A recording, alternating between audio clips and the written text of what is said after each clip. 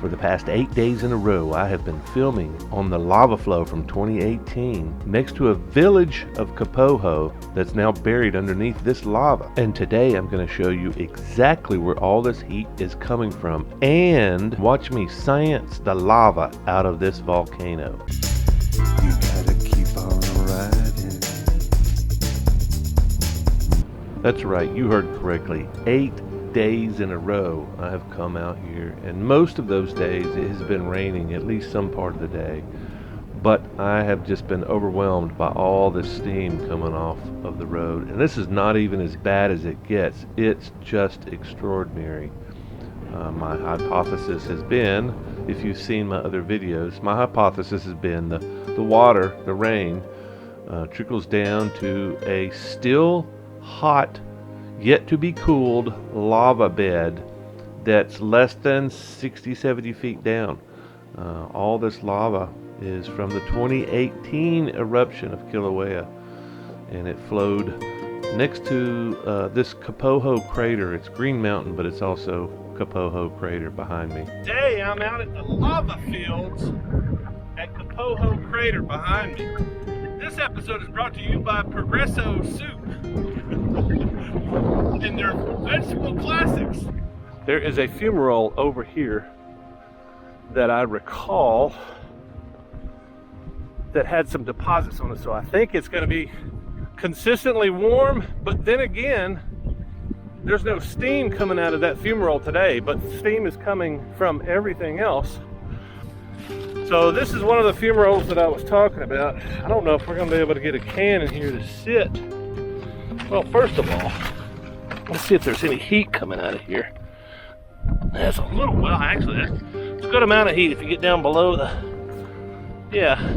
So I brought this tin foil and everything to wrap the thing up, but I don't think any of that's going to be needed. I think I'm just going to drop some, extra rocks in here to keep my can from sinking down into the crevasse. We'll give that a few minutes and see what happens.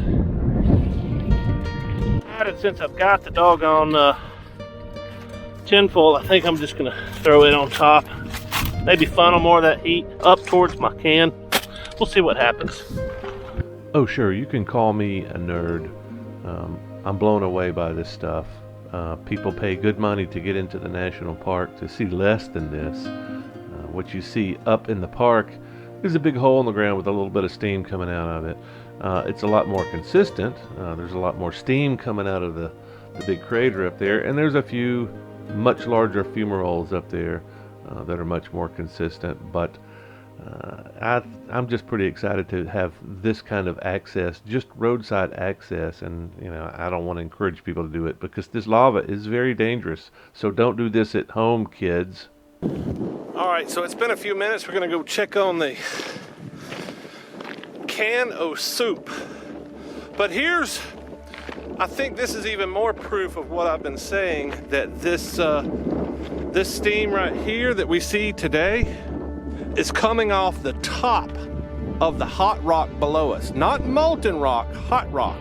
So this, it stormed pretty hard last night. It was some heavy rain for several hours, and I think this is what we're seeing. We're seeing water percolating, surface water percolating down to the bottom, as opposed to this, which is a fumarole. This goes down much deeper, probably within a chamber of hot rock, maybe even some molten rock. I think this is down quite a good bit further, but you don't see much steam coming out of here at all. So that kind of tends to strengthen my argument. Okay, the top of the can's getting hot, so maybe I should be careful. There we go. Maybe I should straighten this out. Okay. All right, so we vented the can, so maybe I can eat this eventually. And this could be my lunch.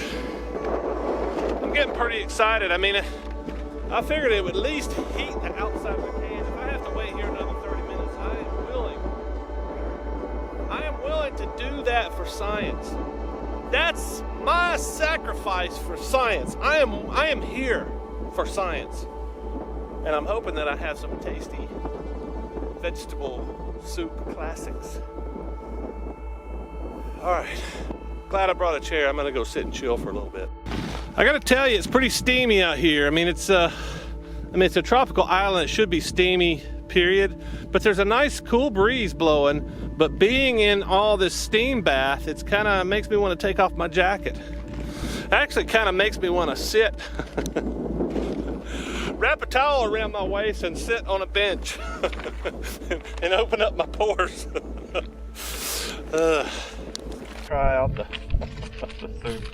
Probably gonna make a mess. The bottom of the can is pretty warm. I don't think it's gonna be warm at all. Maybe just a little bit around the edges. But yeah, I've only been here, I've had that stuff cooking maybe 20 minutes, so I mean, I shouldn't expect much more than that other than a warm bath of steamy water. Let's see what we got here.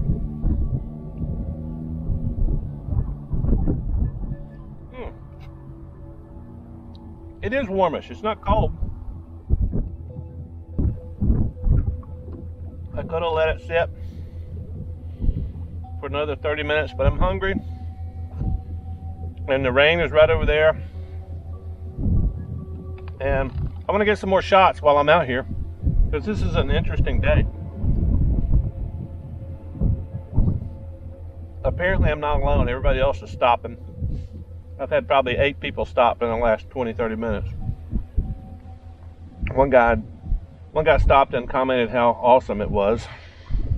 And I keep trying to explain to everybody my theories. One girl even stopped and said, "Is this bad? Like, is the thing about to blow up?"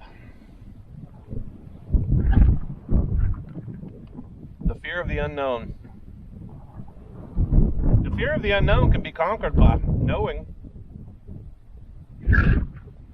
Yeah, obviously I'm gonna have to connect with somebody at USGS or maybe at the university and get confirmation of my theory. Which is it's only 20-30 feet deep. Got a tasty soup here, and it's even better being cooked on the lava. Progresso tastes even better cooked over lava. Progresso soup, I approve, and better yet, the goddess Pele approves too. You would have a queen, not dark but beautiful and terrible as the dawn. Shout out to AZ Desert Dog. Go check out his YouTube channel. This was his idea. Thanks, Adrian. I was even able to drag my riding buddy Dan out here to show him all the crazy steam, and he was out here even on one of the days it wasn't really that steamy. We talked about what was actually going on out here. It's why there's these little steam vents here. When it's not raining, there's no steam, but when it's raining, there's steam. So tell me what your hypothesis is. What's going on there? Yeah, well, it's not because the lava's still holding heat from the flow 3 years ago. I mean, I can't imagine that. I think what happens is the rain goes in, just goes in all these little pukas because there's tiny little holes, pukas, right, in the rock. And so there's little pools, and it goes all the way down like 50 feet. Right. And trickles in, and so under 5 feet under, it's always moist. And right, so then, of course, heat rises, and there's active lava maybe 100 feet down or more, and that generates heat, enough heat to create steam coming up. It was inconceivable for me because I'm thinking the lava vents are tubes that connect to the really hot stuff down hundreds of feet. Yeah, hundreds. That's what I was thinking too, until I saw what I saw yesterday, which is rain hits this pavement, rolls off into the rock, goes down into hit something that's hot. It doesn't have to be liquid magma. It could just be 200 degree rock. Dan was saying that it's got to be 50, 100 feet down. Well, no, the lava is only 30, 40, 50 feet deep. If you're talking about 50 feet down, there, at one point, 50 feet down looked like that. It was nice and green, and you know, hell, not even that far, probably. This was probably, I would say this is probably 30 feet, 30, 40 feet. But we're gonna go maybe do some flying, do some touring around the area here to kind of see how much lava there is. But you can typically see it. When you walk up to the flow, you can see, okay, you know, there's a wall. There's the road that disappears into this wall, and I'll show you all that stuff. It'll make a little bit more sense if I go slow. So some of the most compelling evidence is the 1960 eruption, and this is looking away from Kapoho crater, and this is a fissure that came up in the town of or the village of Kapoho in 1960, and it's one of two faults there in the village of Kapoho. And I believe we were looking back at this fissure here, and this is the lava, and the lava was deposited here in 1960, and the subsequent flow from the 2018 fissure covered over this lava. As a result, we actually know the thickness of the lava here, and we know that the lava in this section here, this is pretty much where I've been standing all this time. The lava here is, you know, 60 feet deep at the deepest parts, and it appears, I'm guessing, I'm probably right over here somewhere. The road, they had to cut this road again, and I believe it's gonna turn up around here. Anyway, the lava in its thinnest parts is, you know, 15 feet deep over here on the edges, and you know, that's pretty obvious when you get over here on the side and take a look.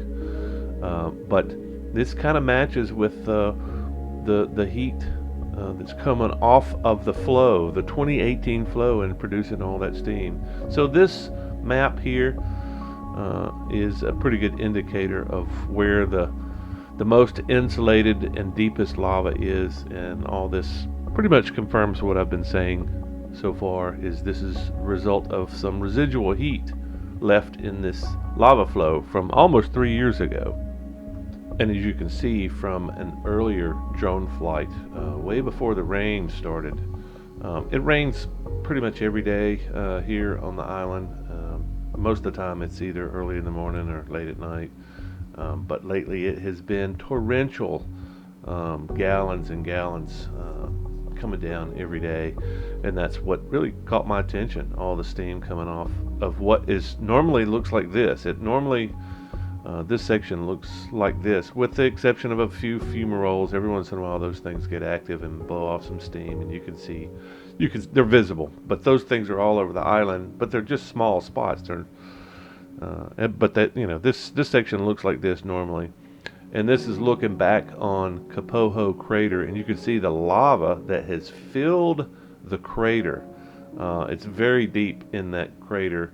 There used to be a green lake, a beautiful green lake, from my understanding. I've got a picture of it, but that used to be called Green Mountain. I guess it probably still is, but that pretty deep lake, I think it was like 60, 70 feet deep, something like that. Beautiful green lake was all filled in, and you can see the river of lava there, the darker center, where that channel just pushed the lava out across Kapoho, the subdivision of Kapoho, where all those $1 million homes were.